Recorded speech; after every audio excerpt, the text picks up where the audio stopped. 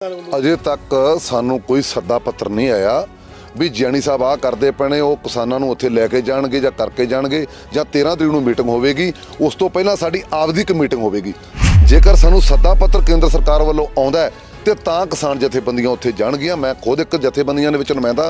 जेकर ये मीटिंग भी बेसिट्टा रहिंदी है तो जिस तरह असीं पंजाब दे विच पूरे देश दे विच असीं दशहरा मनाया इसे तरह ही असीं काली दिवाली इन्हां स्टेशनां दे उपर ही मनावांगे। बीजेपी नूं लगा सी कि इत्थे लोकां 'च फुੱਟ पा दिओ पर वो कामयाब नहीं होए जिवें पहिलां ਉਹ सियासत करदे आ।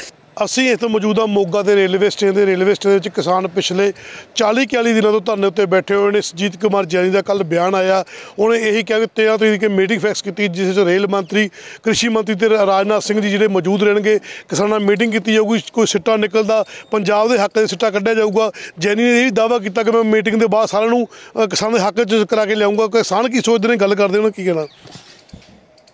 मैसेज आया सरकार वालों? अजे तक सानू कोई सद्दा पत्र नहीं आया। ਜਿਹੜੇ ਅਖਬਾਰਾਂ ਦੇ ਬਿਆਨ ਅਸੀਂ ਜ਼ਰੂਰ ਪੜ੍ਹ ਰਹੇ ਹਾਂ ਜਾਂ ਟੀਵੀ ਚੈਨਲਾਂ ਦੇ ਉੱਪਰ ਅਸੀਂ ਦੇਖ ਰਹੇ ਹਾਂ ਵੀ ਜਿਆਣੀ ਸਾਹਿਬ ਆ ਕਰਦੇ ਪੈਣੇ ਉਹ ਕਿਸਾਨਾਂ ਨੂੰ ਉੱਥੇ ਲੈ ਕੇ ਜਾਣਗੇ ਜਾਂ ਕਰਕੇ ਜਾਣਗੇ ਜਾਂ 13 ਤਰੀਕ ਨੂੰ ਮੀਟਿੰਗ ਹੋਵੇਗੀ। ਉਸ ਤੋਂ ਪਹਿਲਾਂ ਸਾਡੀ ਆਪਦੀ ਇੱਕ ਮੀਟਿੰਗ ਹੋਵੇਗੀ ਜਿਹਦੇ ਥ੍ਰੈਡ ਕੀਤਾ ਜਾਵੇਗਾ। ਜੇਕਰ ਸਾਨੂੰ ਸੱਦਾ ਪੱਤਰ ਕੇਂਦਰ ਸਰਕਾਰ ਵੱਲੋਂ ਆਉਂਦਾ ਤੇ ਤਾਂ ਕਿਸਾਨ ਜਥੇਬੰਦੀਆਂ ਉੱਥੇ ਜਾਣਗੀਆਂ। ਮੈਂ ਖੁਦ ਇੱਕ ਜਥੇਬੰਦੀਆਂ ਦੇ ਵਿੱਚ ਨੁਮਾਇੰਦਾ। ਜੇਕਰ ਸਰਕਾਰ ਸਾਨੂੰ ਟਾਲ ਮਟੋਲ ਕਰਦੀ ਤੇ ਅਸੀਂ ਬਿਲਕੁਲ ਉੱਥੇ ਜਾ ਕੇ ਗੱਲ ਕਰਨ ਨੂੰ ਤਿਆਰ ਨਹੀਂ। ਜੇਕਰ ਇਹ ਮੀਟਿੰਗ ਵੀ ਬੇਸਿੱਟਾ ਰਹਿੰਦੀ ਹੈ ਤੇ ਜਿਸ ਤਰ੍ਹਾਂ ਅਸੀਂ ਪੰਜਾਬ ਦੇ ਵਿੱਚ ਪੂਰੇ ਦੇਸ਼ ਦੇ ਵਿੱਚ ਅਸੀਂ ਦਸ਼ਹਰਾ ਮਨਾਇਆ ਇਸੇ ਤਰ੍ਹਾਂ ਹੀ ਅਸੀਂ ਕਾਲੀ ਦਿਵਾਲੀ ਇਹਨਾਂ ਸਟੇਸ਼ਨਾਂ ਦੇ ਉੱਪਰ ਹੀ ਮਨਾਵਾਂਗੇ। ਪਰ ਇਹ ਸ਼ਾਂਤਮਈ ਅੰਦੋਲਨ ਜਿਹੜਾ ਇਹ ਸਰਕਾਰਾਂ ਨੂੰ ਝੁਕਣ ਵਾਸਤੇ ਮਜਬੂਰ ਕਰ ਦੇਵੇਗਾ ਔਰ ਖੇਤੀ ਦੇ ਜਿਹੜੇ ਵਿਰੋਧ ਬਣਾਏ ਹੋਏ ਕਾਨੂੰਨ ਨੇ ਉਹਨਾਂ ਨੂੰ ਰੱਦ ਜ਼ਰੂਰ ਕਰਵਾ ਕੇ ਅਸੀਂ MSP ਨੂੰ ਮਾਨਤਾ ਜ਼ਰੂਰ ਦਵਾਵਾਂਗੇ।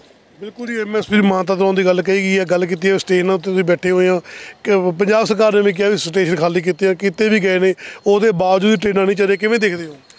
ट्रेनां जे वो नहीं चला रहे तो यह मंदभागा सरकारां दे लई, खास करके जे साडे परिवार का कोई मुखी है जिहड़ा परिवार ना चला सकदा होवे ते असीं उहनूं मुखी दे उहदे तो फारग कर दिंने ते होर नूं जिम्मेवारी सौंप दिंने आ। करोना ने इत्थे दस्सिया सीगा, साडे लोकां नूं सबक दित्ता कि इत्थे होर बाकी सब चीज़ां बिना सारिया जा सकदा, पर अनाज आ जिंदगी नूं चलाउंदे रखण दे लई जिहड़ियां जरूरी चीज़ां उन्हां दी सप्लाई निरंतर जारी रहनी चाहिदी है। ते हुण जिहड़ा सरकार जिद कर रही है किस्म दी, ये मैं समझदा भी बेसमझी वाला काम है, बेअकली वाला काम है कि तुसीं कहो जी आह ट्रेनां चलणियां ते फिर दूजियां चलावांगे। लोकां नूं सब तो पहलां जिउंदे रखना जरूरी है। जिहड़े जहाज़ आ लोकां दी आवाजाही वो बाद दे विच भी सर सकदा। तुसीं लोकां नूं इह कर दिओ भी तुहाडीਆਂ ਜਿਹੜੀਆਂ ਜਿਉਂਦੇ ਰਹਿਣ ਲਈ ਚੀਜ਼ਾਂ ਅਸੀਂ ਉਹਦੀ ਸਪਲਾਈ ਬੰਦ ਕਰਨੀ ਹੈ ਤੇ ਪਹਿਲਾਂ ਤੁਸੀਂ ਟ੍ਰੇਨਾਂ ਤੇ ਘੁੰਮ ਲਓ। ਇਦੋਂ ਬੇਸਮਝੀ ਵਾਲੀ ਹੋਰ ਕੀ ਸਰਕਾਰ ਦਾ ਫੈਸਲਾ ਹੋ ਸਕਦਾ? ਸੋ ਇਸ ਕਰਕੇ ਅਸੀਂ ਕਹਿੰਦੇ ਆ ਕਿ ਲੋਕਾਂ ਦੇ ਲਈ ਪਹਿਲਾਂ ਜ਼ਰੂਰੀ ਹੈ ਕਿ ਲੋਕਾਂ ਨੂੰ ਜਿਉਂਦੇ ਰੱਖਣਾ, ਜਿਹਦੀ ਸੰਵਿਧਾਨ ਵੀ ਗਰੰਟੀ ਕਰਦਾ। ਤੁਸੀਂ ਤਾਂ ਸੰਵਿਧਾਨ ਦੀਆਂ ਧੱਜੀਆਂ ਉਡਾ ਰਹੇ ਹੋ, ਜਿਹਦੇ ਸੰਵਿਧਾਨ ਦੀਆਂ ਸਹੁੰਆਂ ਖਾ ਕੇ ਜਾਂ ਜਿਹੜੇ ਸੰਵਿਧਾਨ ਦੇ रूलों मुताबिक तुसीं ये सरकारां बनाईआं होईआं। सो इस करके असीं कहने कि ट्रेनां नूं चलाउण वाले मामले ते जिद ना करो। और दूजा जे खेती दे विरोध दे विच अज क्यों आ मान लो किसान आ गया पंजाब दे विचों पहिलां ही वड्डे पद्धर ते प्रवास हो रहा कि खेती ने इत्थे काम तो बाहर कर दिता, खेती वो गुजारे जोगा धंधा नहीं रही। सो इस करके जिहड़ा पंजाब च पहिलां ही संकट बनिया 1 करोड़ तो वधेरे इत्थे बेरोजगार आ। जे उन्हां ने होर खेती दे जिहड़े कानून आ काले कानून आ इहने खेती तो होर वड्डे पद्धर ते उजाड़ा कर देना, होर बेरोजगारां दी फौज भर्ती कर देनी है। सो इस करके साडे पंजाब दा सवाल, साडे देश दा सवाल ये कल्ला बीजेपी नूं लगा सी कि इत्थे लोकां 'च फुੱਟ पा दिओ पर वो कामयाब नहीं होए जिवें पहिलां वो सियासत करदे आ। जे पंजाब अगे लगा सी इस टाइम देश नाल जुड़ गया। अज इत्थे कल्लियां पंजाब दीयां 30 जथेबंदियां दी नहीं गल, जे कोई सेंटर तो सद्दा आउंदा हुण देश दीयां 300 तो वधेरे जथेबंदियां ने फैसला करना है। ये मोदी जां जिहड़े भाजपा वाले भरम भुलेखे कढ देण कि कल्ला पंजाब आ, कल्ला कोई छोटा जिहा खित्ता जां उत्थों दे लोग लड़ रहे आ। ये ठीक है कि पंजाबी आ जिहड़े अगे हो के जरनैल की भूमिका निभा रहे हैं, बाकी देश आ जिहड़ियां जथेबंदियां वो एकजुट होकर उन्होंने टक्कर दे रही हैं।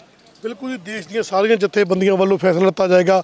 ਉਸ ਤੋਂ ਬਾਅਦ ਕੇਂਦਰ ਨਾਲ ਮੀਟਿੰਗ ਕੀਤੀ ਜਾਊਗੀ, ਜਿਵੇਂ ਰਾਜਨਾਥ ਸਿੰਘ ਦੀ ਗੱਲ ਕੀਤੀ ਜਾਵੇ, ਤੂਮਰ ਦੀ ਗੱਲ ਕੀਤੀ ਜਾਵੇ ਜਾਂ ਫਿਰ ਜਿਹੜਾ ਕਿ ਪੀਯੂਸ਼ ਗੋਇਲ ਰੇਲ ਮੰਤਰੀ ਉਹਨਾਂ ਨਾਲ ਮੀਟਿੰਗ ਕੀਤੀ ਜਾਊਗੀ। ਇਹਦਾ ਸਿੱਟਾ ਕੀ ਨਿਕਲਦਾ ਇਹਦਾ ਆਉਣ ਵਾਲਾ ਸਮਾਂ ਹੀ ਦੱਸੇਗਾ। ਕੈਮਰਾਮੈਨ ਪ੍ਰਦੀਪ ਨੂੰ ਨਾਲ Gurdev Pamm, living India news Moga.